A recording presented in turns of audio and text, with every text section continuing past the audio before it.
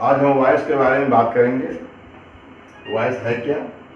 Voice से पहले मैं बता दूं कि सेंटेंस का मुख्य जो है हिस्सा, मुख्य पार्ट वर्ब होता है। जिस प्रकार हमारे शरीर का मुख्य पार्ट हमारा हृदय है, बिना हृदय का शरीर का संचालन नहीं हो सकता, ठीक उसी प्रकार किसी भी सेंटेंस में वर्ब जो है मुख्य पार्ट होता है, मुख्य है, वह हृदय है। किसी भी सेंटेंस का वर्ब क्या होता है? हर्ट होता है। याद रहे, वर्ब ही सेंटेंस का सब कुछ है। मैं बताया, कहने का मतलब कि वर्ब जो है के रूप 5 होते हैं, फॉर्म जो है 5 होते हैं। वर्ब जो है कि पहले जो है बताया जाता है कितने टाइप्स हैं। तो टाइप्स जो है 4 प्रकार के होते हैं। कौन कौन? तो पहले तो ये इंट्रांजिटिव, ट्रांजिटिव, लिंकिंग और ऑक्सिलरी वर्ब्स। अब देखिए, एक लिंकिंग, एक जो है ये रेगुलर या इर्रेगुलर वर्ब के मतलब जो फिनिट वर्ब कहलाते हैं, इसको फिर रूप में क्या किया गया है, फिनिट और नॉन फिनिट में। तो नॉन फिनिट और नॉन फिनिट, फिनिट जो कि क्या होता है, इसका टेंस का प्रभाव पड़ता है, सब्जेक्ट के नंबर से प्रभाव पड़ता है, और नॉन फिनिट जिसका टेंस या नंबर से या सब्जेक्ट के नंबर से कोई प्रभाव नहीं पड़ता। इस प्रकार वर्ब का जो है, वर्ब की जो है दुनिया बहुत लंबी है। यहाँ उस वर्ब के ऐसे रूप के बारे में बात करना है जो कि या वॉइस कहलाएगा। वॉइस में हिंदी में हम वाच कहते हैं और इंग्लिश में वॉइस। वॉइस का मतलब उसे बता रहा हूँ वॉइस होता क्या है। तो वॉइस का मतलब मैं बता दूं हिंदी में कि वर्ब का वह रूप, वॉइस क्या होता है? वर्ब का वह रूप जिसमें कोई सब्जेक्ट स्वयं कोई एक्शन करता है अथवा सब्जेक्ट पर कोई एक्शन थोपा जाता है, या कोई या किसी के द्वारा किए गए एक्शन को सब्जेक्ट क्या करता है? सफर करता है, झेलता है। उसका एक डिफिनेशन पहले दे देते हैं वॉइस का।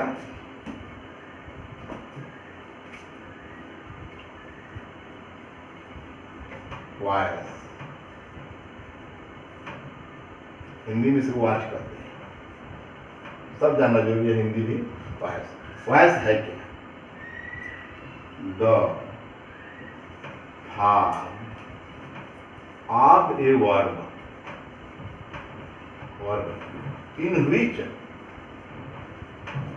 The form of a verb in which a subject itself, subject itself does an action or verb it suffers the action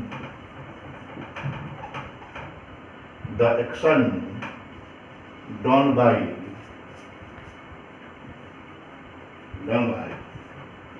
someone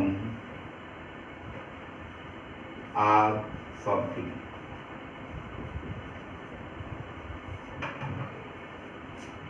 is called form, the form of a verb in which a subject itself does an action or it suffers the action done by someone or something is called voice। मैं voice की परिभाषा इतना है, यही voice है। क्या? The form of a verb, Hindi में सुनिए, वर्ब किसी वर्ब, ए वर्ब किसी वर्ब का वह रूप, इन विच जिसमें ए सब्जेक्ट इटसेल्फ, इटसेल्फ स्वयं के लिए, ये subject itself does an action, इसमें कोई कर्ता स्वयं काम करता है, एक्शन करता है, डज एन एक्शन। इसमें सब्जेक्ट का, वर्ब का वह रूप जिसमें कोई सब्जेक्ट कर्ता स्वयं एक्शन करता है अथवा ईट, सब्जेक्ट ईट सफर्स झेलता है, भोगता है, ठीक है, सफर करता है। द एक्शन, उस एक्शन को, डन बाई समवन और समथिंग, किसी दूसरे व्यक्ति या दूसरे के द्वारा किए गए एक्शन को झेलता है अथवा स्वयं अपने काम को खुद करता है, इज कॉल्ड वॉयस। वर्ब का वही फॉर्म जो है वॉयस कहलाता है। मैं शुरू में बताया कि वर्ब जो है, वर्ब की दुनिया बहुत लंबी है, बिना वर्ब का कोई भी सेंटेंस नहीं हो सकता। ठीक, तो इस वॉयस की वर्ब के ही फॉर्म्स के रूप में नरेशन भी पढ़ेंगे तो वही पता चलेगा कि वह भी वर्ब का ही रूप है। ठीक, तो हो गया कि द फॉर्म्स, हिंदी में बता दूं कि वर्ब का वह रूप जिसमें कोई सब्जेक्ट स्वयं कोई एक्शन करता है अथवा किसी दूसरे द्वारा किए गए एक्शन को झेलता है। सफर्स है कहाँ? Suffers the action done by someone और समथिंग इज कॉल्ड वॉयस। यही वॉयस कहलाता है। जैसे मैं लिखूं, शी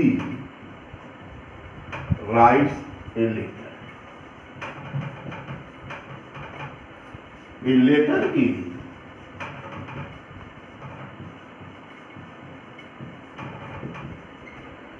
written by, दो चीज मिला, सी राइट्स ए लेटर। पहले एग्जाम्पल में देखें, सी सब्जेक्ट है, सी क्या है? पहला एग्जाम्पल में सी सब्जेक्ट है और राइट्स वर्ब पर वही एक्शन कर रही है। सी का एक्शन क्या है? लिखना, वह पत्र लिखती है। तो राइट्स जो है क्या है? वो सब्जेक्ट क्या है? A subject it self does an action, मतलब सब्जेक्ट सी जो है खुद काम करती है। ठीक है, तो मतलब ये क्या है? ये वर्ब का रूप कैसा कहा जाएगा? ये वर्ब का ये जो है, ये राइट्स क्या हो गया? वर्ब का एक्टिव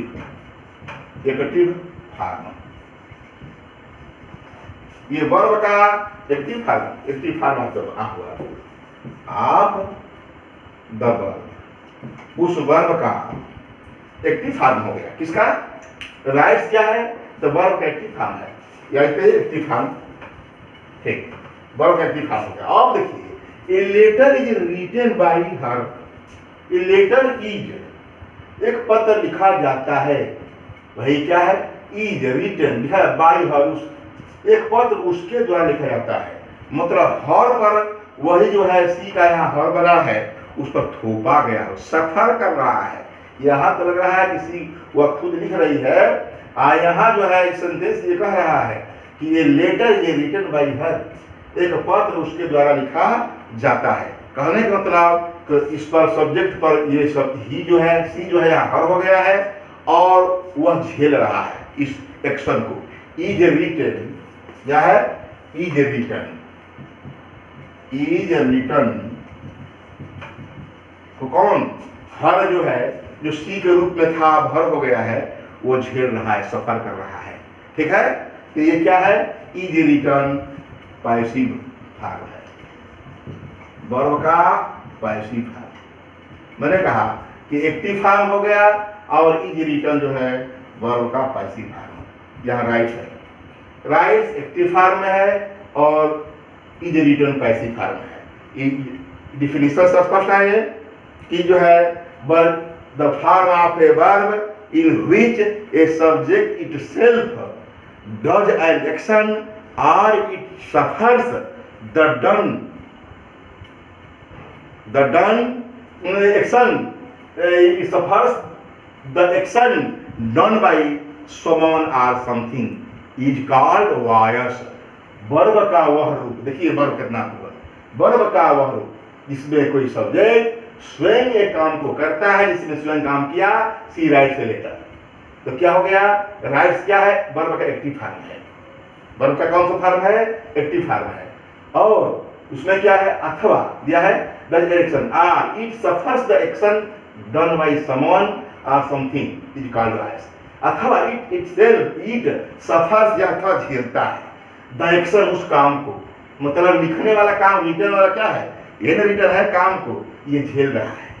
मतलब दूसरे के द्वारा इस काम को वो झेल रहा है, मतलब उस पर सफर करता है। मतलब ये क्या है? इसीलिए इज रिटर्न पैसिव फॉर्म है। इस प्रकार हम कह देख रहे हैं कि वॉयस के दो रूप हो गए, एक एक्टिव वॉयस और दूसरा पैसिव वॉयस।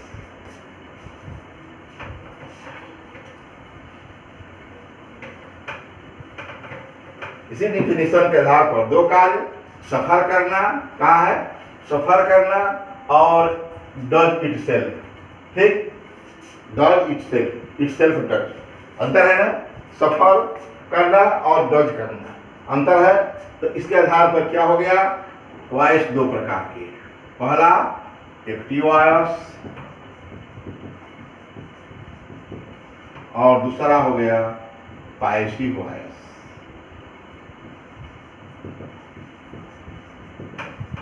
इसमें क्या होगा, इसमें सब्जेक्ट मुख्य होता है, मतलब इसमें जो है वर्ब एक्टिव की होती है, जिसमें सब्जेक्ट मुख्य हो एक्टिव की वर्ब होती है, इसमें पैसिव की वर्ब होती है, इसलिए पैसिव वॉइस है।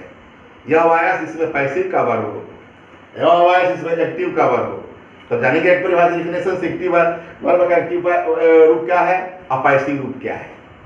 इसमें जो सब्जेक्ट काम करे और इसमें सब्जेक्ट में थोपा जाए तो पैसिव वर्ब। तो एक्टिव में इसमें क्या होता है, सब्जेक्ट मेन होता है, क्या होता है, सब्जेक्ट मेन होता है, सब्जेक्ट शुरू होता है, सब्जेक्ट वर्ब ऑब्जेक्ट, ठीक। और इसमें पैसिव में क्या होता है, जिसमें ऑब्जेक्ट शुरू हो, सब्जेक्ट, ठीक, ऑब्जेक्ट से शुरू करना है। उसके बाद में क्या है, पहले यहाँ बता दूं, जो भी है उससे कोई मतलब नहीं, अभी तो मैं बता रहा हूँ क्या है, सब्जेक्ट से शुरू होता है, ये ऑब्जेक्ट से शुरू होता है, ठीक। इसका दोनों के ही है, कहने का मतलब बता दूं, समझ लीजिए। एक्टिव वॉइस समान बुक्स में यही मिलता है। एक्टिव वॉइस क्या है, जिसमें सब्जेक्ट प्रधान होता है, और पैसिव वॉइस क्या है, जिसमें ऑब्जेक्ट प्रधान होता है। सिंपल सब, मैं तो भाई वॉइस से डिफाइन किया इस आधार पर कि वर्ब का रूप है और कैसा रूप है इसके बारे में बता दिया स्पष्ट। लेकिन सिंपली जान लीजिए हम, जो कि हमको एक्टिव वॉइस से पैसिव वॉइस पढ़ाना है, इस वर्ब को डिफाइन तो हो गया, वो कि है क्या, जानना चाहिए कि किसी चीज को पढ़ते समय जानना चाहिए कि वो है क्या। जब वो समझ लेंगे तब उसके बारे में जानकारी होगी, अच्छी तरह से जानेंगे। ये एक्टिव वॉइस जिसमें सब्जेक्ट प्रधान होता है और पैसिव वॉइस जिसमें ऑब्जेक्ट प्रधान होता है। और बताना है हमको एक्टिव वॉइस से पैसिव वॉइस बनाने का नियम, याद रहे, पैसिव वॉइस एक्टिव वॉइस को से पैसिव वॉइस बनाने के नियम। पैसिव वॉइस उसी वर्ब का बनता है जिसमें ऑब्जेक्ट हो। ये कहे कि पैसिव वॉइस इंट्रांजिटिव वर्ब का बनता है, पैसिव वॉइस इंट्रांजिटिव वर्ब का बनता है।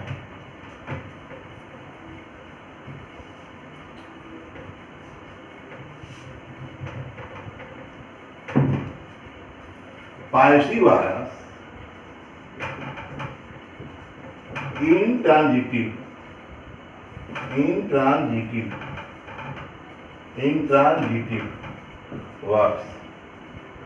वर्ब्स का ही बनता है, का ही होता है, बनता है।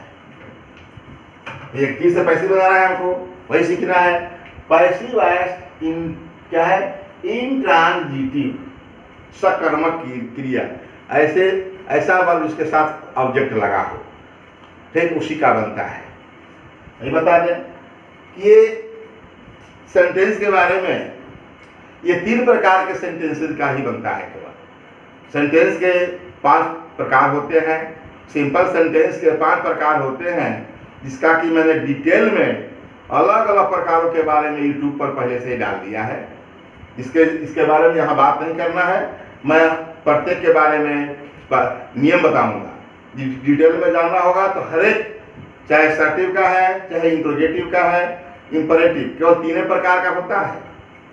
ये एक्टिव से पैसिव वॉइस केवल 3 प्रकार के ही सेंटेंस का बनता है, असर्टिव सेंटेंस और क्या, इंट्रोगेटिव सेंटेंस और इंपरेटिव सेंटेंस, जो कि क्या होते हैं, एक्सक्लेमेटरी चौथा है और 5वां ऑब्जेक्टिव सेंटेंसेस है। 5 प्रकार के सेंटेंसेस का मैंने अलग अलग जो है, अलग अलग मतलब अलग अलग लेक्चर पूरा समझाते हुए यूट्यूब पर मैंने डाला है, जिसको जरूरत होगी उसमें आप देख सकते हैं। और मैं यहाँ बता भी दूं कि किसका किसका होता है। पैसिव वॉइस इंट्रांजिटिव वर्ब का ही बनता है केवल 3 टाइप्स ऑफ सेंटेंसेस, या 3 टाइप्स, या कहिए केवल 3 प्रकार के सेंटेंसेस का ही पैसिव वॉइस बनाया जाता है, पैसिव वॉइस बनाया जाता है। कौन कौन है? असर्टिव सेंटेंसेस, साधारण वाक्य, दूसरा इंट्रोगेटिव सेंटेंसेस,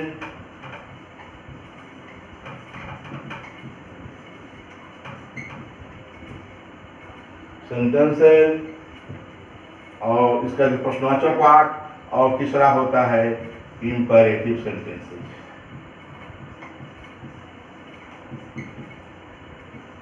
फिर इन तीन प्रकार के सेंटेंसेस का पैसिव वॉइस बनता है, जिसके बारे में मैंने डिटेल में मुझे बताया कि यूट्यूब पर डाल दिया है। ठीक, अब आज हमको पढ़ना है असर्टिव सेंटेंसेस का पैसिव वॉइस बनाना है। असर्टिव सेंटेंस में उसको पढ़ेंगे तो पता चलेगा इसमें किसी कार्य के होना का या कथन के होने या ना होने के क्या बात का पता चलता है।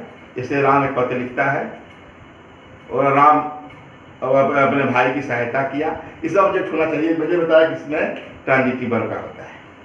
तो असर्टिव सेंटेंस का बारे में बता देंगे। तो असर्टिव का जान जाएंगे तो इंट्रोगेटिव भी जान जाएंगे। असर्टिव को डिटेल में जानना है, उसके बाद इंट्रोगेटिव भी जान जाएंगे, इंपरेटिव का अलग है। सबके बारे में डिटेल में पढ़ना है। आज जो है पहला हेडिंग है असर्टिव सेंटेंसेस का एक्टिव से पैसिव वॉइस बनाना। एक्टिव से पैसिव, एक्टिव वॉइस से पैसिव वॉइस बनाना। एक्टिव वॉइस कर लेंगे, एक्टिव वॉइस से पैसिव वॉइस बनाना, यही हेडिंग हमारा है। असर्टिव सेंटेंसेस का एक्टिव वॉइस से पैसिव वॉइस बनाना, यह है क्या? इसमें दो तीन के नियम है जो कि बता दे रहा हूं। ये जान लीजिए कि एक्टिव वॉइस का होता है कर्तवाच्य और पैसिव वॉइस का हिंदी होता है कर्मवाच्य। हिंदी भी इसका है, इसका जो है कर्तवाच्य और ये क्या है? पैसिव वॉइस कर्मवाच्य। याद रहे, ये जानना जरूरी है हिंदी में सब कुछ की क्या है। अब मैं बता रहा हूं इसका नियम क्या है। असर्टिव सेंटेंसेस से पैसिव वॉइस बनाने का नियम, पहला रूल है एक्टिव वॉइस। हम सावधान लेना है। एक्टिव वॉइस का ऑब्जेक्ट पैसिव वॉइस का, एक्टिव वॉइस का ऑब्जेक्ट पैसिव वॉइस का सब्जेक्ट बन जाता है। एग्जाम्पल से समझा देने पर सब्जेक्ट बन जाता है। पहला दिमाग में रखिए, एक्टिव वॉइस का जो सब्जेक्ट सी जो है जैसे, तो एक्टिव वॉइस का नहीं, जिसका ऑब्जेक्ट राइट ए लेटर था, तो लेटर जो है वहां का यहाँ सब्जेक्ट बन जाएगा। चलिए बता देंगे। एक्टिव वॉइस का ऑब्जेक्ट पैसिव वॉइस का सब्जेक्ट बन जाएगा। पहला क्लियर। दूसरा क्या है? एक्टिव वॉइस एक्टिव बदलना है का सब्जेक्ट, ये कहा जाता है पैसिव वॉइस का ऑब्जेक्ट बन जाता है।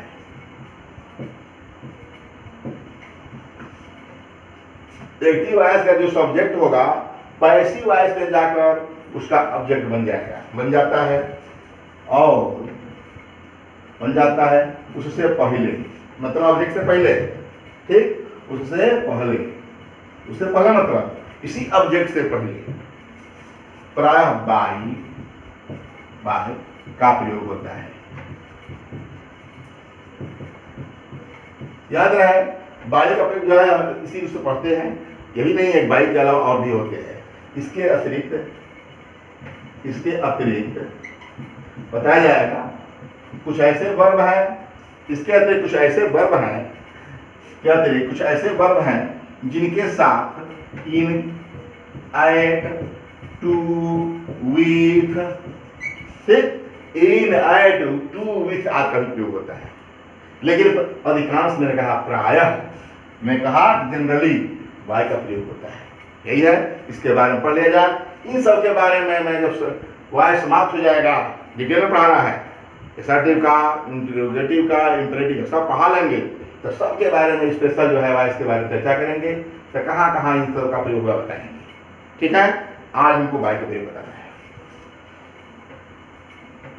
तब दूसरा में हो गया वॉइस का, एक्टिव वॉइस का सब्जेक्ट पैसिव वॉइस का ऑब्जेक्ट हो जाता है, उसके प्राय बाय का प्रयोग करते हैं, इन आइट जो भी होगा। ठीक, अब देखिए तीसरा क्या काम है।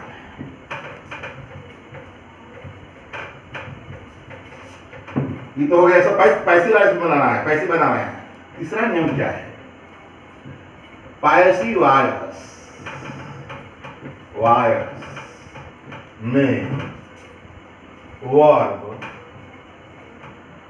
के पास्ट पार्टिसिपल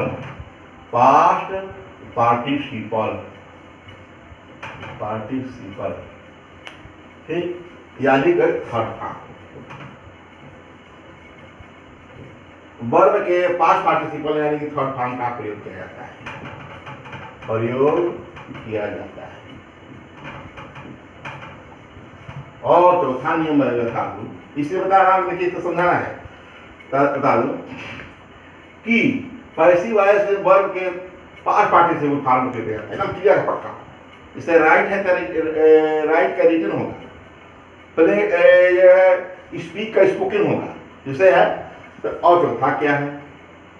चौथा ये है कि वर्ब के थर्ड फॉर्म से पहले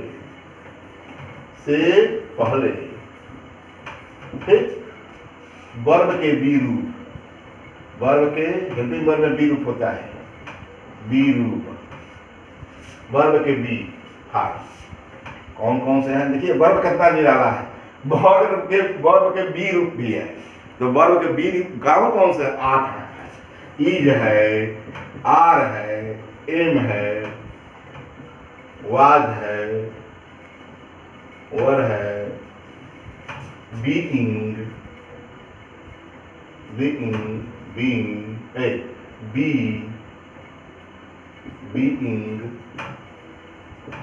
और बी।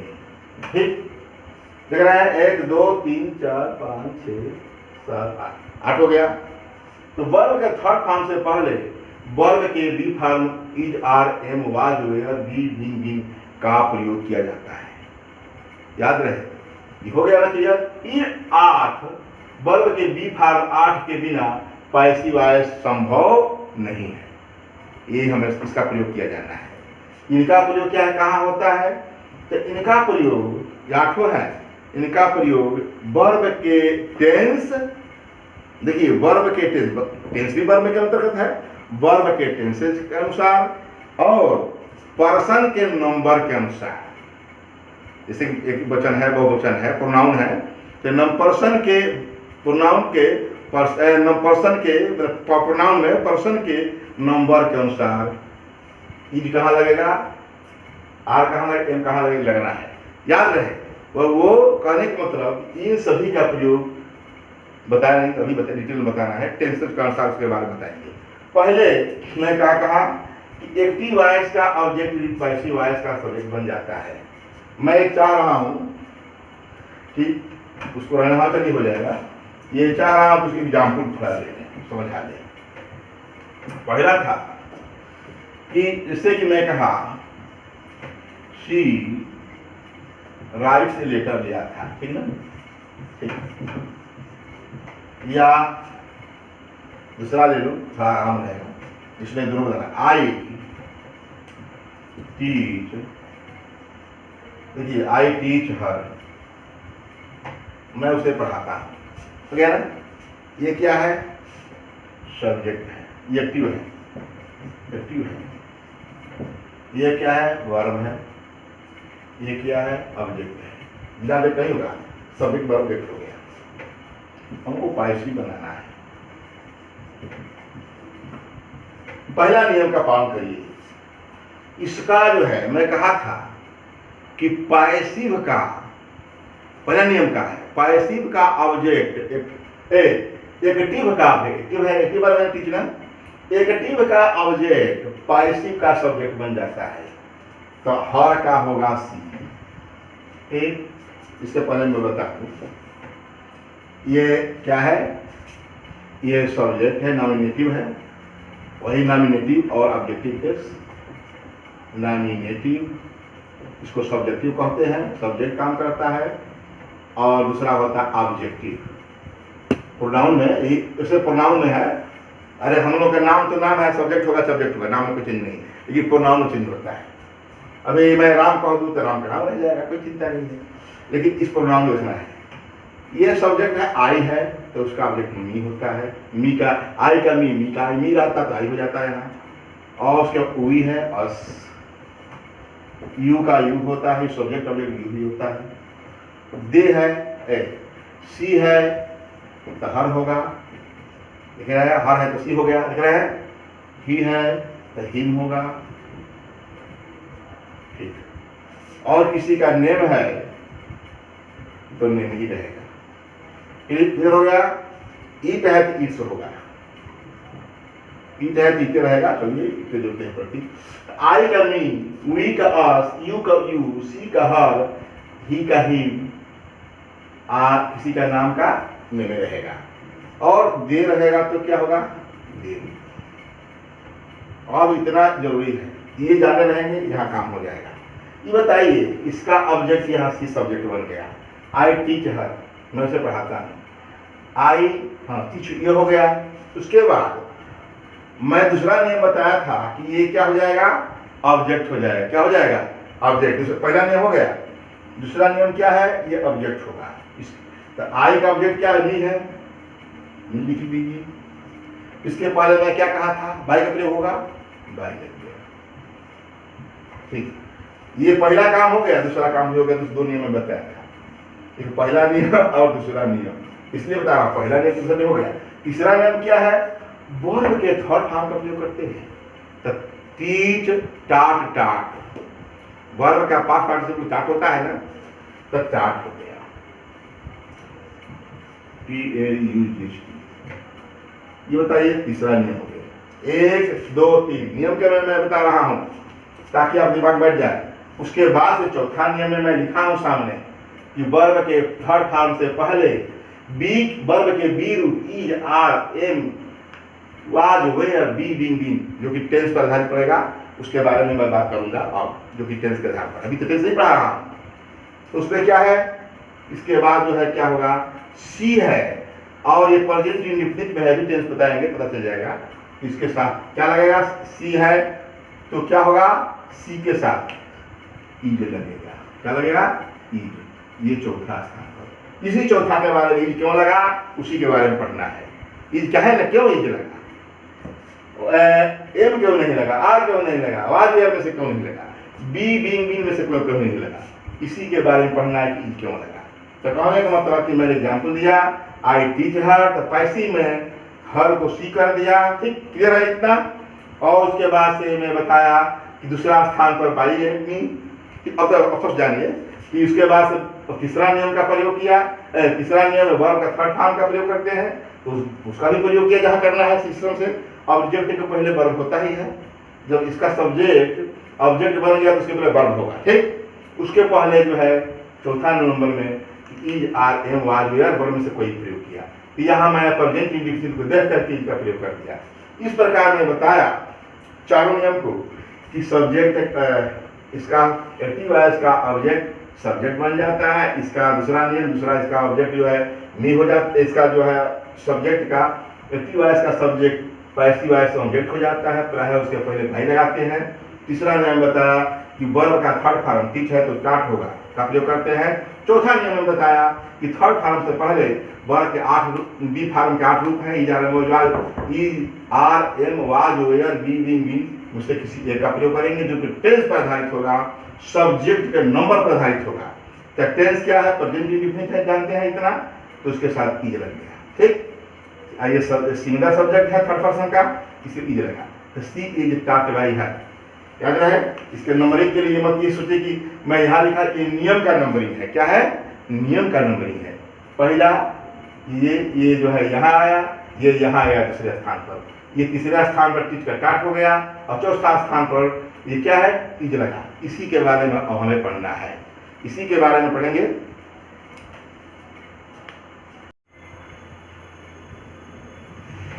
और जो है इसी is are am was were का प्रयोग जो चौथा में बताया लिखा के कैसे करना है उसी के बारे में चौथे नियम के अंतर्गत फोर्थ नियम में रूल्स के उप नियम होंगे। कहाँ ईज लगेगा, कहाँ आर लगेगा, कहाँ एम लगेगा, सब कैसे लगेगा उसके बारे में बता रहे हैं।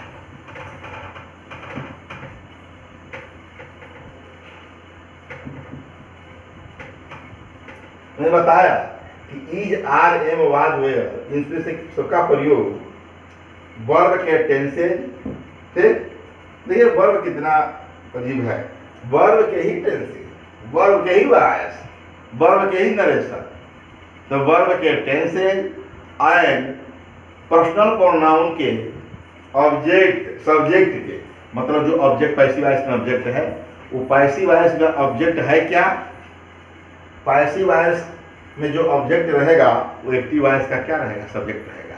याद रहे कि जो भी मैं बताऊं कि ईज आर एम का यूज क्या होगा, वॉइस के, पैसिव वॉइस के, पैसिव वॉइस के, ठीक, पैसिव वॉइस के सब्जेक्ट के अनुसार रहेगा। टेंस तो होगा, टेंस तो हो गया क्लियर, वर्ब के टेंस और पैसिव वॉइस के सब्जेक्ट। ये सब्जेक्ट है क्या होगा, ये ऑब्जेक्ट है, आप द सब्जेक्ट, आप द ऑब्जेक्ट क्या है, ये सब्जेक्ट जो है object of the active voice, active voice, ठीक। कहने का मतलब कि पैसिव वॉइस के सब्जेक्ट के अनुसार is are am was were be being का प्रयोग होगा। टेंस तो बता दे, टेंस तो रहेगा कि सब्जेक्ट के, पैसिव वॉइस के सब्जेक्ट के नंबर, ठीक, कि सब्जेक्ट किस नंबर का है तो उसी हिसाब से वर्ब लगेगा। टेंस तो क्लियर हो जाएगा कि प्रेजेंट है कि पास्ट है, लेकिन ये हमेशा के लिए फिक्स जान लीजिए कि यह जो है पैसिव वॉइस, जिसे मैं एग्जांपल दे रहा हूँ और टेंस पढ़ा करके, यदि पहला रूल है, चौथे रूल में पहला फर्स्ट है, यदि एक्टिव वॉइस प्रेजेंट इंडेफिनिट में है तो टेंस, यही बात कर दूं कि केवल 8 प्रकार के टेंसेस का ही पैसिव वॉइस बनता है, फ्यूचर कंटिन्यूअस का नहीं बनता, और तीनों परफेक्ट, तीनों टेंसेस के परफेक्ट कंटिन्यूअस टेंसेस का, present perfect continuous, past perfect continuous और फ्यूचर परफेक्ट कंटिन्यूअस, तीनों प्रकार के परफेक्ट कंटिन्यूअस टेंसेस का पैसिव वॉइस नहीं बनता। मतलब ये 8 हैं is are am be form के, और 8 संयोग से प्रकार के टेंसेस का ही पैसिव वॉइस पढ़ना है। अभी बता रहा हूँ, यदि एक्टिव वॉइस प्रेजेंट इंडेफिनिट में है तो, इंडेफिनिट में है तो क्या करेंगे, तो वर्ब का थर्ड फॉर्म जो है, वर्ब का थर्ड फॉर्म है ना पैसिव वॉइस में, तो वर्ब के थर्ड फॉर्म से पहले क्या लगा, ईज आर एम का प्रयोग होगा। ईज आर एम क्या होगा, अरे ईज आर एम कहाँ रहेगा, तो ऑब्जेक्ट के नंबर के अनुसार, पैसिव वॉइस का जो ऑब्जेक्ट बनाएंगे उसके नंबर के अनुसार कि कौन सा नंबर है उसके साथ लगेगा। टेंस बाधित हो गया, जैसे कि मैं लिख रहा हूं ऐसे, शी एब्यूजेज देम, ठीक, यहां सोच के लिखना है, ऑब्जेक्ट होना चाहिए, शी एब्यूजेज देम, वह उन्हें गाली देती है, ये ना एक्टिव है। ये पैसिव में मैं बताया था कि देव का क्या होगा, यहां मैं लिख रखा था, लिख रखा इसको बता दिया, आई मी वी अस, आसानी रहेगी, वी अस, और जो है यू का यू, शी का हर, ही का हीज, हिम, दे का दे, ठीक, ये सब्जेक्ट हो गया, ये ऑब्जेक्ट हो गया, क्लियर है। अब इसको बताना नहीं है, ये काम देगा। पैसिव में क्या करेंगे, देम का दे हो गया, देम का दे हो गया। नियम क्या कहता है पैसिव वॉइस के सब्जेक्ट के अनुसार इज आर एन का प्रयोग करेंगे। पैसिव वॉइस का सब्जेक्ट दे क्या है, देम का ही तो सब ये है, मतलब एक्टिव वॉइस का जो ऑब्जेक्ट था पैसिव वॉइस का सब्जेक्ट है। ठीक है, ये इसके नंबर के अनुसार तो जानते हैं कि थर्ड पर्सन का प्लूरल नंबर है, इसके साथ क्या लगेगा, आर लगता है। टेंस में अब जानते हैं आर लगता है। कहने का मतलब ये याद रहे कि प्रेजेंट इंडेफिनिट में इस वर्ब में आर लगता नहीं है, इधर आर में नहीं लगता, ये कंटीन्यूअस का हेल्पिंग वर्ब होता है। ये हम कह सकते हैं कि सही टेंसेज का, बता दूं आगे भी चलेगा, पता भी चलेगा कि सही टेंसेज का कंटीन्यूअस का काम करता है। पर सभी इंडेफिनिट, चाहे प्रेजेंट इंडेफिनिट हो, पास्ट इंडेफिनिट हो या फ्यूचर इंडेफिनिट हो, उसका कंटीन्यूअस की हेल्पिंग वर्ब पैसिव वॉइस में आएगी। बताइए, ये जो है ये इंडेफिनिट है, इसमें आई जा रहा का प्रयोग होता नहीं, आई जो है कंटीन्यूअस जब का होता है तो क्या हो जाता है, उसमें इज आर एन का प्रयोग होता है। संयोग है कि इसका इंडेफिनिट का, सभी इंडेफिनिट का तीनों टेंस के, उसका हेल्पिंग वर्ब जो है मतलब बी वाला फॉर्म कंटीन्यूअस वाला ही होता है। जैसे ई जो है, इसमें सुनिए, देम का ये दे हुआ, देम का क्या हुआ है, दे हुआ है, दे के अनुसार आर लगेगा। और ये जानते हैं कि थर्ड फॉर्म तो याद हो गया है, ये भी हो जाएगा। और बाई सी का हर, लिख रहा है सी का हर, ठीक है, देम का दे और सी का हर, जहां जिसे काम लगा लिखना है कि they are a willed by her, एक हो गया। और मैं बता दे रहा हूं, कुछ नहीं है इसका, अब भी जाइए।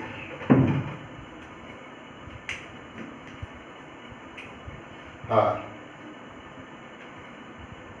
यू, दूसरा एग्जाम्पल, यू चीट मी,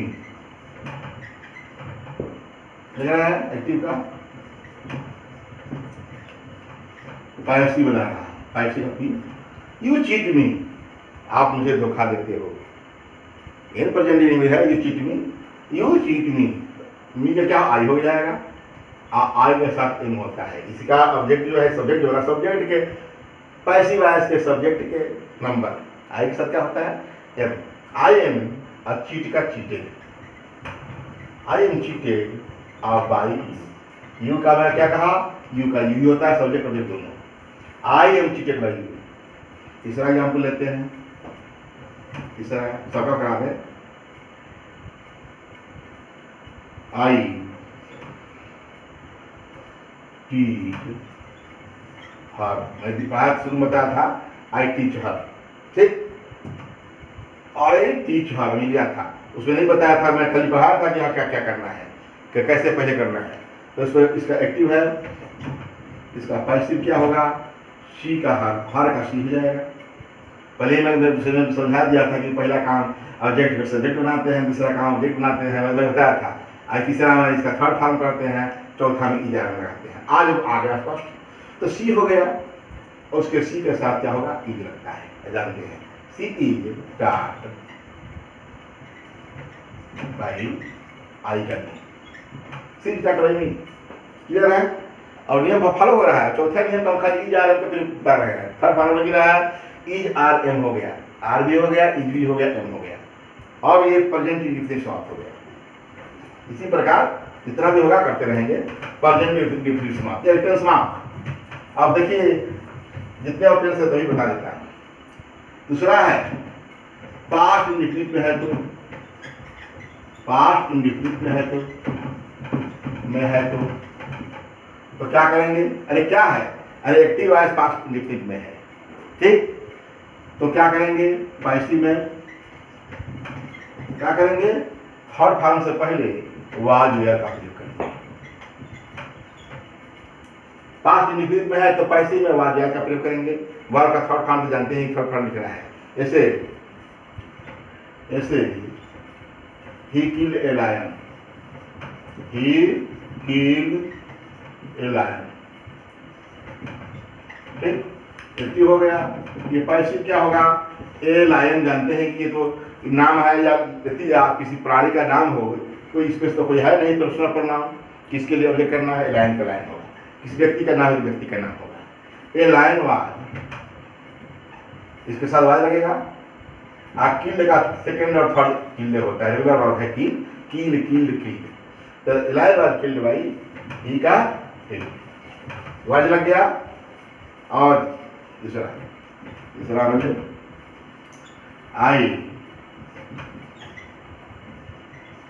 डांट देम, ठीक, इसका पैसिव क्या होगा, देम का क्या होगा, दे आवर हो जाएगा, देवर डांट, टीच डांट डांट, इसका क्लियर रूप होता है दे वेयर डांट बाई,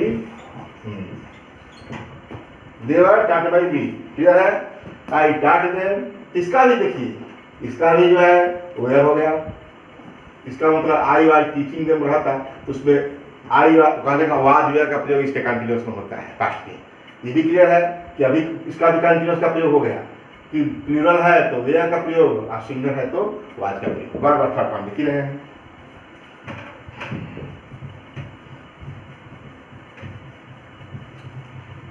और इसका दो ग्रुप हो गया। और तीसरा चौथे नियम का अंतर्गत है, इजारे का प्रयोग बता रहे हैं। फ्यूचर में है तो यदि क्यों आया, फ्यूचर इंडिफिनिट में है, जानते हैं साइलेंट होता है में है तो क्या होगा, पैसिव में क्या होगा, पैसिव में वर्ब के थर्ड फॉर्म से पहले, वर्ब के थर्ड फॉर्म से पहले क्या होगा, या भीतरी कर सकते हैं कि पहले शैल बी, शैल या विल तो रहेगा ही रहेगा, और प्लस बी हो जाएगा, शैल बी या विल बी, शैल बी या विल बी। जैसे आई शैल, एक्टिव कर लो, I shall write a letter, write a letter, क्या हो जाएगा, लेटर बदल जाएंगे पैसिव में, a letter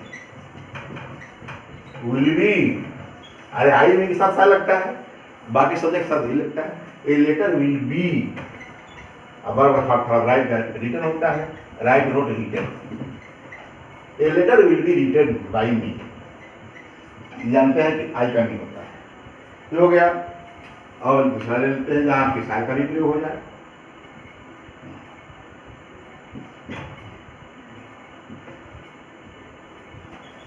they will help me, वे लोग मेरी सहायता करेंगे, पैसिव क्या होगा, मी का आई, लिख ही रहे हैं मी का आई का मी का आई शायद, बी हो गया, हेल्प का help, help third form help होता है, बाई दे का देम हो गया, इससे स्पष्ट हो रहा है, आई शायद बी हेल्प बाई दे भी हो गया, तो शायद भी हो गया, तो तीनों के एक डिफरेंस प्राप्त हो गए।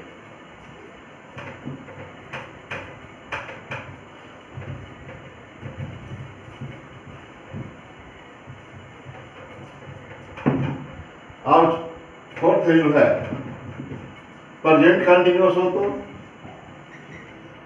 प्रेजेंट कंटिन्यूअस हो तो, कंटिन्यूअस हो तो क्या करेंगे, वर्ब के थर्ड फॉर्म से पहले, V3 से पहले इज आर एम के साथ बीइंग का प्रयोग करते हैं, याद रहे तब वाला is are am, is being, are being, am being का प्रयोग करते हैं। जैसे एग्जाम्पल है, I was teaching you, teaching her, चलिए ठीक, आई वाज टीचिंग हर, मैं आई एम, यहाँ एम है तो ये और कहाँ से आ गया, I am teaching her, passive क्या होगा, हर का सी कर देंगे, सी इज हो जाएगा, इसके अनुसार लिखना है ना, she is being, she is being, teaching का टाट, थर्ड फॉर्म जानते ही हैं, सी इज बीइंग लग गया टाट के पहले, सी इज बीइंग टाट, अब बाई में आई का भी हो गया, इसे सी इज बीइंग टाट बाई में। दूसरा लेते हैं,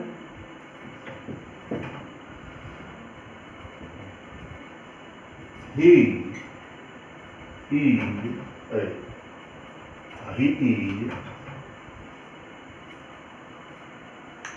is beating them, या वो एग्जाम्पल लेते हैं, he is he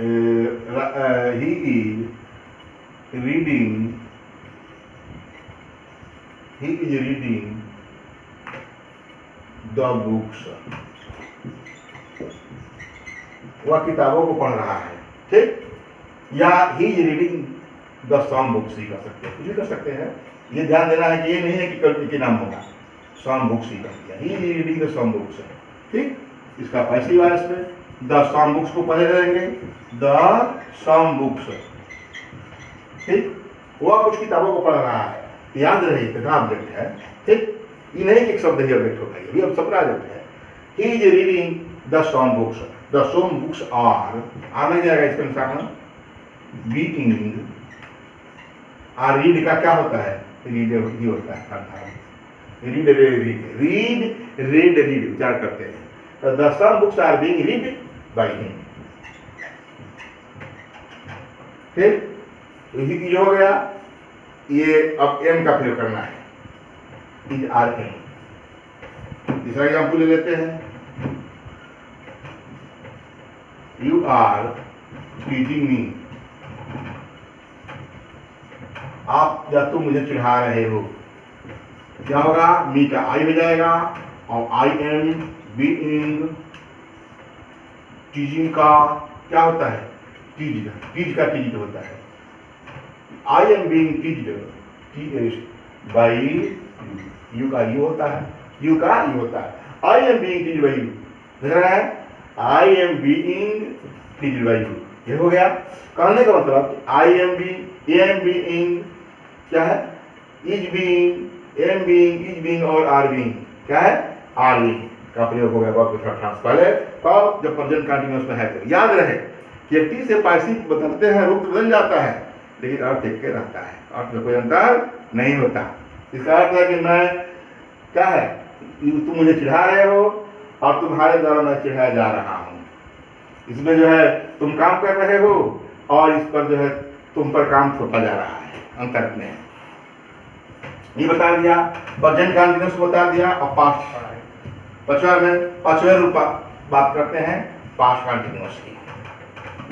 पांचवा है, यदि पास्ट कंटीन्यूअस में हो तो, पास्ट कंटीन्यूअस एक्टिव वॉइस किसमें हो, पास्ट कंटीन्यूअस में है, कंटीन्यूअस में है, तो पैसिव वॉइस क्या होगा, पैसिव वॉइस वर्ब के थर्ड फॉर्म से पहले क्या होगा, वर्ब के थर्ड फॉर्म से पहले वाज या वेयर, ठीक, वाज बीइंग या वेयर बीइंग, तो वर्ब का थर्ड फॉर्म होगा। ऐसे में वाज वेयर, इसलिए बता रहा हूं, जैसे she was buying a book, या some books कर दें, वाज लिखे हैं some books, या some to आज कुछ भी, वह कुछ किताबों खरीद रही थी, तो some books के साथ वेयर लगेगा। जानते हैं प्रेजेंट कंटीन्यूअस में, पास्ट कंटीन्यूअस में प्रत्येक से अधिक के लिए क्या लगता है, where. some books were being, some books were being bought, buy का bought, B-O-U-G-H-T, इन होता है some books were being bought by her, ठीक, some books were being bought by her, clear हो गया। यहाँ जो है were being का प्रयोग किया, थर्ड फॉर्म से, दूसरा लेते हैं तो आज का प्रयोग क्या है, they were liking me, ठीक, या we are liking me, they were liking me, मान लीजिए यू का प्रयोग करा देते हैं, यू का ऑब्जेक्ट सब्जेक्ट असर ना पड़े, you were liking me, अब क्या होगा, मी का आ गया इधर, मी हो चाहे सी हो, एक आदमी व्यक्ति होगा तो यहाँ आई भी रहता है, ही सी भी रहता है, किसी का नाम भी रहता है, कई बार लगेगा। I was being liked, verb था हो गया इसका, आई वाज बीइंग हो गया, वेयर बीइंग हो गया, लाइक्ड बाय यू का यू होता है, ठीक, I was being liked by you, मतलब आप लोग मुझे पसंद कर रहे थे, इसलिए हो गया कि मैं आपके द्वारा पसंद किया जा रहा था। आप लोग बनता नहीं तक ये पास्ट कंटिन्यूस हो गया, फ्यूचर कंटिन्यूस का होता नहीं। मैं पहले बता दिया था कि फ्यूचर कंटिन्यूस का नहीं होता है, क्योंकि जब उसके इंडिफिनिट में ही शैल बी विल बी का प्रयोग वर्ब के थर्ड फॉर्म से पहले होता है, जबकि फ्यूचर इन कंटिन्यूस में और पहले ही फ्यूचर कंटिन्यूस के एक्टिव में ही विल बी शैल दिखाई देगा। ठीक, तो फ्यूचर कंटिन्यूस का पैसिव वॉइस नहीं बनता। अच्छा, फिर बात करते हैं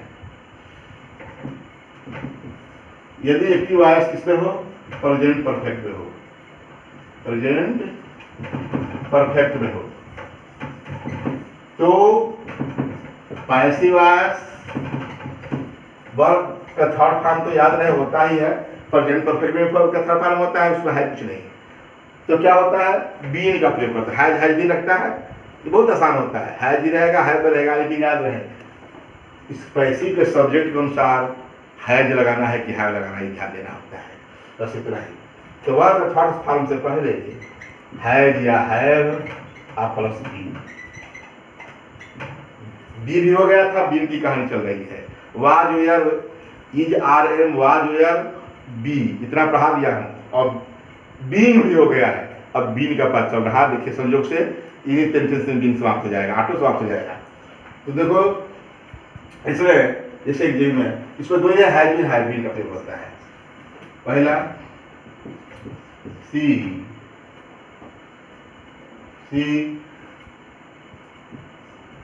हैज टोल्ड ए स्टोरी, इसमें कुछ नहीं करना है, जो हैज भी है टोल्ड भी थर्ड फॉर्म है, ये है ऑलरेडी। इसका क्या करना है, ए स्टोरी को इधर उठा देना, सब्जेक्ट ऑब्जेक्ट बनाना है, ऑब्जेक्ट को सब्जेक्ट बना देना है। द स्टोरी का स्टोरी रहेगा ही, ये तो कोई प्रोनाउन है, नहीं करना है। Story has been, story has been, बस खाली हैज बीन लगा देना है, टोल्ड का टोल्ड है ही, क्या लगा देना है, हैज के बाद बीन लगा देना है, और इसको इधर कर देना, इसको इधर कर देना है। A story has been told by सीधा है, a story has been told by her. दूसरा लेते हैं आई, he had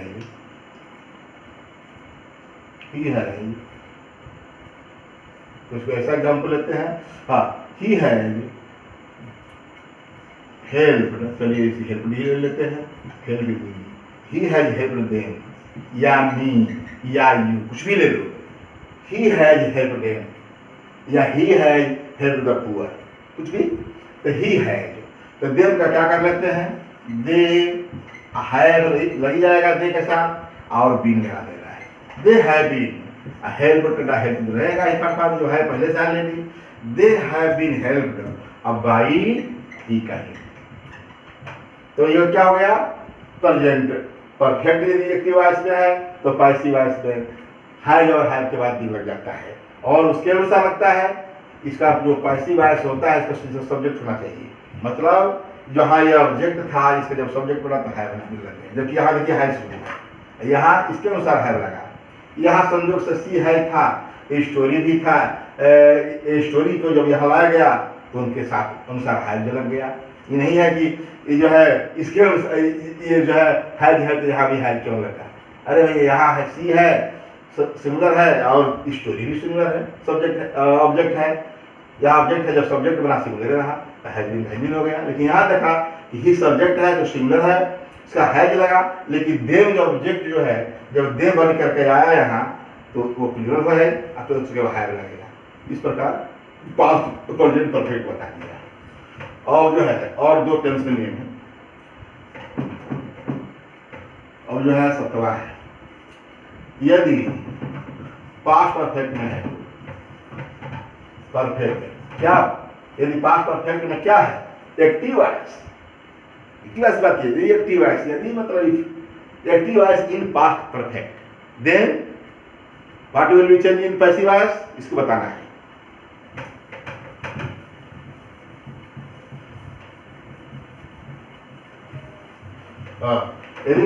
यदि एक्टिव वॉइस पास्ट परफेक्ट में है तो पैसिव वॉइस देख क्या होगा, वर्ब का थर्ड फॉर्म नहीं है, यहाँ ओनली वन हैड है, इसमें जो है हैव है इसकी बात नहीं है। पास्ट परफेक्ट में आप जानते हैं कि क्या होता है, केवल हैड होता है। तो क्या होगा, वर्ब का थर्ड फॉर्म तो रहता ही है, उसके पहले हैड भी, हैड प्लस बीन हो गया, यही होता है। जैसे सी हैड या कह दें आई हैड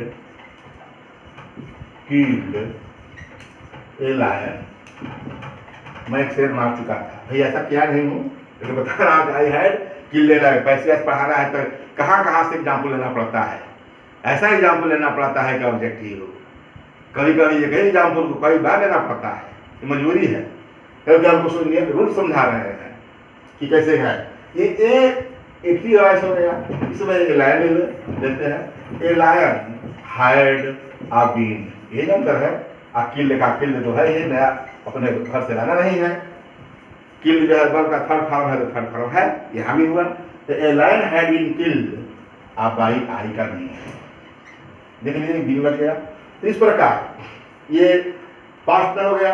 और जो है अंतिम एक नियम है, यदि एक्टिव वॉइस किसमें है, फ्यूचर परफेक्ट में है, तो फ्यूचर परफेक्ट में है तो क्या होगा, पैसिव वॉइस में क्या होगा हमारा काम, अरे वर्ब का थर्ड फॉर्म तो इसमें भी होता है, present perfect tense, past perfect tense, future perfect tense. Verb इसमें क्या होता है, इसमें शैड या वीड के साथ हैड बीन, है तो होता है तरह और प्लस बीन बन जाता है, ठीक। वीड और पास शैड के पास है प्लस बीन, मतलब वर्ब के थर्ड फॉर्म के पहले बीन लगा देते हैं। विल या शैल तो रहेगा ही, लेकिन भाई देखना है कि पैसिव वॉइस का सब्जेक्ट अनुसार शैल लगेगा या विल लगेगा। इसके बारे में दो एग्जाम्पल देते हैं।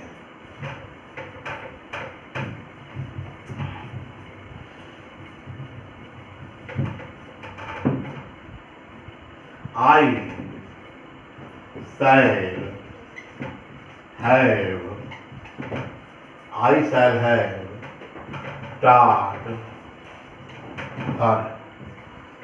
देखा कि भाई एक ही एग्जाम्पल उसको बार बार लेना पड़ रहा है। I shall have taught her, passive में हर का सी हो जाएगा, सी के साथ तो शैल लगेगा नहीं, विल लगेगा, खाली आई के साथ शैल लगता है जानते हैं आप, तो सी विल हैव और बीन हो जाएगा। यही बताया था कि विल है ही अपने आप से, खाली बीन लगाना है और टाट का ही कुछ करना नहीं है, यही फर्क भी है। और बाई आई करनी, क्लियर है कि सी विल हैव बीन टाट बाई नहीं, क्लियर है। और उसके बाद दूसरा लेते हैं ताकि विल शैल का ही प्रयोग किया जाए। दे वीड एब्यूड, या चलिए हमेशा गाली बात नहीं, कुछ प्रशंसा भी कहा है। दे वीड हैव praised me, वे हम मेरी प्रशंसा कर चुके होंगे, यही ना। They will have praised me, praise का प्रशंसा करना उसी का पास्ट। तो मी का हो गया आई पैसिव में, आउटसाइड रहेगा मी के अनुसार, मी जब सब्जेक्ट बना तो हो गया, और हैव उसके बाद बीन है। ये बात सोचिए कि ये शैल, अरे मी के अनुसार हुआ तो I shall have been praised by they करते। इस प्रकार मैं बताया इस चौथे नियम में। पहला नियम क्या था कि एक्टिव वॉइस का ऑब्जेक्ट पैसिव वॉइस का सब्जेक्ट बन जाता है। दूसरा नियम क्या था, एक्टिव वॉइस का सब्जेक्ट क्या, एक्टिव वॉइस का सब्जेक्ट, पहले तो नियम था कि एक्टिव वॉइस का ऑब्जेक्ट पैसिव वॉइस का सब्जेक्ट बन जाता है। दूसरा नियम था कि एक्टिव वॉइस का सब्जेक्ट पैसिव वॉइस का ऑब्जेक्ट बन जाता है, प्राय उसके पहले बाई का प्रयोग करते हैं। इन एट विथ का प्रयोग करते हैं, बताएंगे इसके लिए, प्राय उसके पहले बाई का प्रयोग करते हैं। तीसरा मैंने नियम बताया था कि वर्ब का थर्ड फॉर्म का प्रयोग हमेशा होता है पैसिव वॉइस में। चौथा में मैं बताया था कि वर्ब के बी फॉर्म के रूप जो 8 होते हैं, is are am was were being being been, ई होते हैं, जो कि इसका प्रयोग है सही, जो कि वर्ब के टेंसेज और पर्सन के नंबर के अनुसार रहते हैं। मैं टेंसेज के अनुसार 8 का प्रयोग में बता दिया। यही बताया कि वर्ब के tense, present continuous, future continuous tense और तीनों टेंसेज के परफेक्ट कंटीन्यूअस टेंसेज का पैसिव वॉइस नहीं बनता। अरे ऐसा इसलिए भी नहीं होता कि इस यहाँ पैसिव वॉइस से बीन लगा रहे हैं और उनमें उनके टेंस में ही बीन लगा रहता है, उनके टेंस में ही बिना बीन का होता ही नहीं है। तो भाई इसी कारण भी जो है उस पर सवाल नहीं है कि तीनों परफेक्ट कंटीन्यूअस का भी क्या बन जाए पैसिव वॉइस हो, इसीलिए केवल 8 टेंसेज का ही केवल पैसिव वॉइस बनता है। और मैं चौथे नियम के अंतर्गत सब इतना नियम मैं बता दिया और 5वां नियम बता दूं। 2-3 और नियम है जो कि मुख्य काम वाली थी, जो कि समान नियम के सर्टिव सेंटेंस के समान रूल के अंतर्गत है। 5वां रूल है, मैं बताया था चौथे नियम में, तो हो गया कि वर्ब के 8 रूल बता दिए बी फार्म के।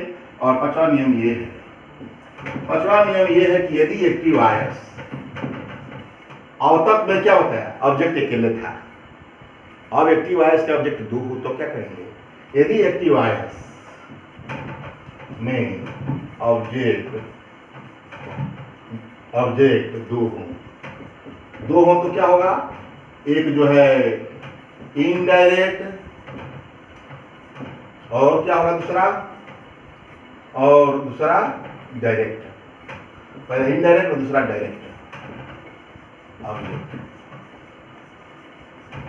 ठीक, एक डायरेक्ट ऑब्जेक्ट होगा और दूसरा इनडायरेक्ट। इनके बारे में मैंने पढ़ा दिया है, बताया है। आप जो है अगर और जितना देखेंगे तो उसमें मैंने बता दिया स्पष्टीकरण के कि जो है सर्टिव सेंटेंस में बता दिया था कि उसमें जो है ऑब्जेक्ट 2 प्रकार के होते हैं, डायरेक्ट और indirect. Parts types of sentence के ही बता दिया यहाँ पर, सर्टिव के बारे में पढ़ेंगे सब आ जाएगा। यदि एक्टिव वॉइस में ऑब्जेक्ट 2 हो, कोई इनडायरेक्ट हो, और इनडायरेक्ट मतलब मी, ही, हर, जो सजीव हो वो प्रायः वर्ब के तुरंत बाद लिखा जाता है, और जो निर्जीव हो, ये बुक जो है, जो भी चेयर, कोई वस्तु हो, इस प्रकार का चीज को हम डायरेक्ट ऑब्जेक्ट कहते हैं। कहने का मतलब कि वर्ब के पहले ये हो, बाद हो, और ये बाद में हो, दोनों भी हो सकता है, ये भी पहले होता है, ये भी बाद में हो जाता है, वो ठीक है। तो हमको पैसिव वॉइस पढ़ना है। क्या करना है हमको, पैसिव वॉइस। पैसिव वॉइस में करते क्या है, तो उसमें से किसी भी एक ऑब्जेक्ट को पैसिव का सब्जेक्ट बना देते हैं, पैसिव वॉइस का सब्जेक्ट बना देते हैं। किसी भी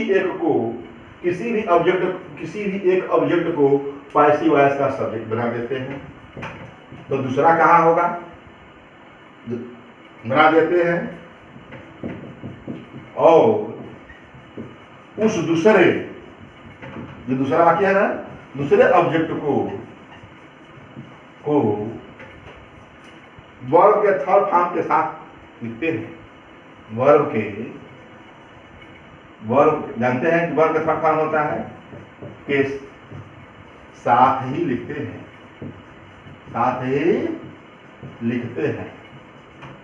याद रहे, इतना जरूरी, एकदम जरूरी है। अब तब जाकर बाई और मी आगे भी लिखना है, ठीक है।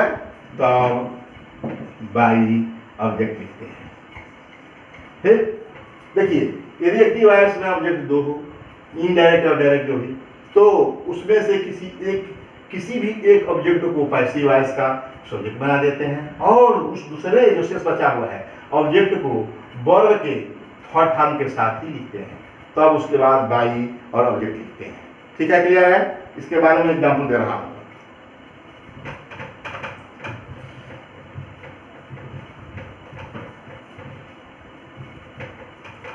देखिए, आई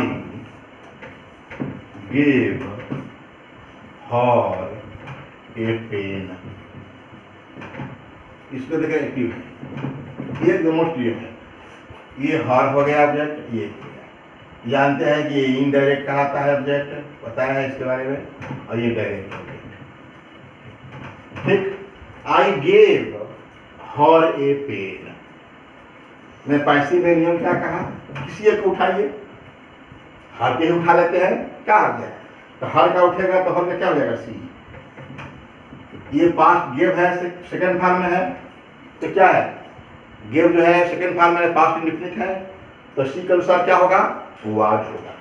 शी वाज, गेव का गिवन, थर्ड फॉर्म क्या होगा, गिवन। ये तो भाई बता चुके, अब नहीं बताना है।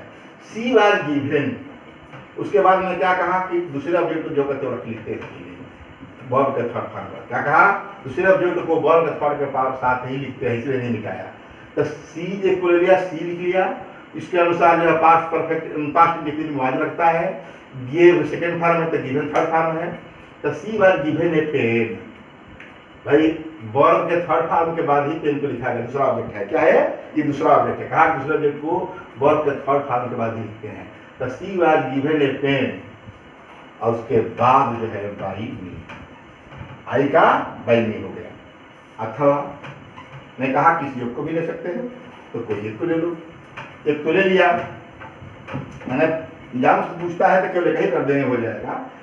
अथवा मैं पहले पेन भी तो है, हर ऑब्जेक्ट था, पेन भी ऑब्जेक्ट है, हम एक पेन को ले लेते हैं, ये पेन, इसके अनुसार रिवाज है। आई गेव हर सम पेन्स दे देता तो क्या हो जाता है, यहाँ बोलिए, यहाँ ए पेन वेयर हो जाता है, सम पेन्स वेयर हो जाता है, ठीक, ये नहीं है, इसके अनुसार है। तो मैं एक पेन लिया था, ए पेन वाज, पेन उठा लिया, अब इस पर चल रहा है, पेन की वाज लगेगा। अब वर्ब का थर्ड फॉर्म गिवन, सी लिखा था, अब देखिए ए पेन वाज गिवन, दूसरा ऑब्जेक्ट को वर्ब के थर्ड फॉर्म के बाद लिख दिया, a pen was given her by.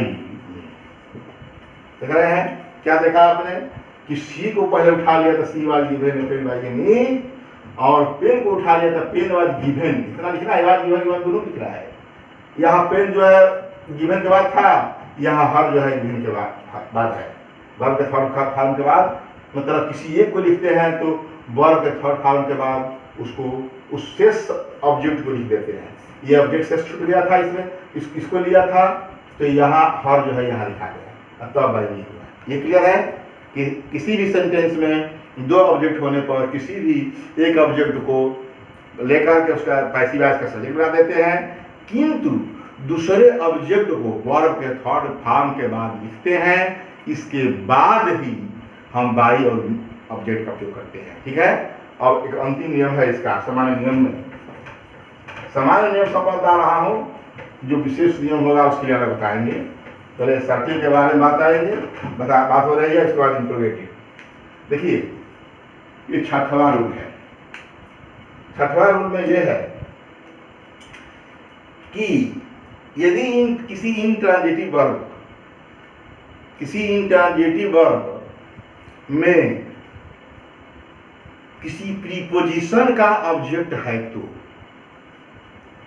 Intransitive verb में किसी प्रीपोजिशन का सेंटेंस बता देंगे, जैसे क्या होता है, किसी इंट्रांजिटिव वर्ब में, ठीक है, किसी प्रीपोजिशन का ऑब्जेक्ट हो तो पैसिव वॉइस बनाते समय वह प्रीपोजिशन वर्ब के थर्ड फॉर्म के साथ ही रहता है, उसके बाद बाई और ऑब्जेक्ट लिखा जाता है।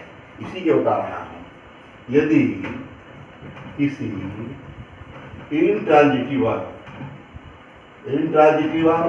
अभी ट्रांजिटिव वर्ब तो होता ही है, लेकिन प्रीपोजिशन के बाद वो ट्रांजिटिव काम करता है।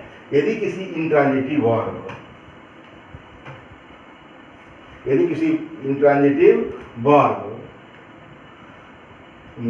के साथ कोई प्रीपोजिशन जैसे आन है, ईट है, लुक है, ये आन, ईट, इन, ये सब क्या है, प्रीपोजिशन होता है, आएट, ये सब प्रीपोजिशन होता है। यदि किसी इंट्रांजिटिव वर्ब के साथ कोई प्रीपोजिशन का ऑब्जेक्ट एक्टिव में हो, ऐसा होता है, हो तो क्या करते हैं, पैसिव वॉइस में उस ऑब्जेक्ट को ऑब्जेक्ट को वर्ब के थर्ड फॉर्म के साथ लिखते हैं तब बाई ऑब्जेक्ट लिखा जाता है। बाई प्लस ऑब्जेक्ट का प्रयोग होता है। यदि किसी इंट्रांजिटिव वर्ब के साथ कोई प्रीपोजिशन का ऑब्जेक्ट एक्टिव में हो, माने इंट्रांजिटिव वर्ब के साथ कोई प्रीपोजिशन हो, उस प्रीपोजिशन का ऑब्जेक्ट हो एक्टिव वॉइस में, बताया अभी, तो पैसिव वॉइस में उस ऑब्जेक्ट को वर्ब के थर्ड फॉर्म के साथ ही लिखते हैं, तब जाकर बाई और ऑब्जेक्ट सब लिखा जाता है। जैसे बता दूं इसके एग्जाम्पल,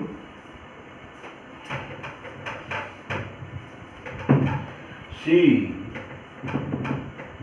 लुक्स आफ्टर, आफ्टर क्या है? प्रीपोजिशन है। लुक्स जो है याद रहे इंट्रांजिटिव वर्ब है। इस प्रकार मैं कॉन्टिन्यूअस पढ़ाते समय मैंने लिखाया था कि द वुमन लुक्स ब्यूटीफुल, वह और सुंदर दिखती है। उसका बताया था कि ये प्रीपोजिशन लुक्स क्या इंट्रांजिटिव वर्ब है, लाफ है, लुक है, सब इंट्रांजिटिव वर्ब होते हैं। तो she looks after her children, ठीक, ये बताइए शी लुक्स आफ्टर का ये प्रीपोजिशन ये क्या है? इंट्रांजिटिव वर्ब है। इसका साथ जो प्रीपोजिशन आफ्टर है इसका ऑब्जेक्ट है, इसका ऑब्जेक्ट है, ठीक। ये क्या है? प्रीपोजिशन है, प्रीपोजिशन। तो ये इंट्रांजिटिव वर्ब है, यही बता दो, दोनों बता दिया बात। तो she looks after her children, तो पैसिव में क्या हर चिल्ड्रेन ऑब्जेक्ट है ना, हर चिल्ड्रेन, हर चिल्ड्रेन लुक्स आफ्टर है, प्रेजेंट इंडेफिनिट है, तो आर हो जाएगा, हर चिल्ड्रेन आर, ठीक। लुक्ड आफ्टर, लुक्स का क्या होगा? थर्ड फॉर्म लुक्ड, इसके साथ आफ्टर साथ में रहेगा। ये नहीं कि लुक्ड के आफ्टर नहीं हटा सकते हैं। बाय भी प्रीपोजिशन है, याद रहे, आफ्टर भी प्रीपोजिशन है, ठीक है। तो इसमें her children are looked after, आप तब बाई हार लिखेंगे, बाई हार। यही कहा ना कि पैसिव वॉइस उस ऑब्जेक्ट को वर्ब थर्ड, उस ऑब्जेक्ट को पैसिव वॉइस में उस ऑब्जेक्ट को, पैसिव वॉइस में उस प्रीपोजिशन को, सॉरी प्रीपोजिशन, ये नहीं मिटाया तो अच्छा किया था, ठीक। तो पैसिव वॉइस में मैं कहा उस प्रीपोजिशन को वर्ब के थर्ड फॉर्म के लगा सकते हैं। यहाँ ऑब्जेक्ट दिखा दिया था भाई, हो जाता है ऐसा, ठीक। तो कहने का मतलब कि ये लुक्स आफ्टर, लुक के बाद आफ्टर जो है क्या प्रीपोजिशन है, इसका ऑब्जेक्ट। ये हर चिल्ड्रेन है तो हर चिल्ड्रेन का ईयर हो गया, सब्जेक्ट बन गया, इसके अनुसार प्रेजेंट इंडेफिनिट में आर हुआ, और लुक्स का लुक्ड हो गया, आफ्टर इसके साथ रहेगा, क्या लिखा? उस प्रीपोजिशन को वर्ब के साथ लिखते हैं, वर्ब के थर्ड फॉर्म के साथ लिखते हैं। इन कहा था उस प्रीपोजिशन को, आफ्टर को वर्ब के थर्ड फॉर्म के बाद लिखा, तब बाई प्लस ऑब्जेक्ट लिखा गया, ठीक है। तो she looks after her children are looked after, मतलब ये आफ्टर हटा नहीं, ठीक है, ये लुक्ड के साथ रहा। दूसरा एग्जाम्पल देते हैं, शी पहला था, शी लाफ्ड एट मी, वह मुझ पर हंसी। She laughed at me, laugh verb है, इंट्रांजिटिव वर्ब है, और एट जो है क्या है? प्रीपोजिशन है, इसका ऑब्जेक्ट नहीं है, ठीक। तो पैसिव में क्या होगा? आई पास्ट इंडेफिनिट है, लाफ्ड है पास्ट सेकंड फॉर्म है, ये थर्ड फॉर्म, पहले मतलब जो हेड नहीं है तो सेकंड फॉर्म है, हेड हो जाता है तो थर्ड फॉर्म हो जाता है, क्योंकि इसका थर्ड फॉर्म वही होता है। तो आई, मी का आई हो जाएगा, लिखी रहे हैं, मी का आई क्या होगा? वाज, ये होगा आई वाज लाफ्ड। अरे पास्ट इंडेफिनिट वाज का प्रयोग होता है, आई वाज लाफ्ड, आयट को साथ रखना, छोड़ना नहीं है भाई, आयट जो है हमेशा साथ रहेगा, आई वाज लाफ्ड आयट, अब तब जाकर बाई हर लिखेंगे, ठीक ना। I was laugh at by her. इस प्रकार मैंने असर्टिव सेंटेंस के जो नियम है, समान रूल्स को बता दिया। बयान जो है वॉइस के डिफाइन करते हुए कि वर्ब का ही भाग है और ये दो प्रकार के होते हैं उनको बताते हुए, और मैं एक्टिव से पैसिव, ये केवल असर्टिव सेंटेंस के एक्टिव से पैसिव बनाने के लिए उनको बता दिया। और उसके बाद से इंट्रोगेटिव के बारे में बात करेंगे आगे समय में, अगले लेक्चर में, और जो है इंपरेटिव के बारे में। उसके बाद तीनों के बारे में बता लेंगे, तब विशेष एक्टिव वॉइस पैसिव वॉइस का रूप बताएंगे, जैसे कि IIT का प्रयोग कहाँ, इनका का प्रयोग कहाँ होगा, इसके बारे में बात करेंगे। ठीक।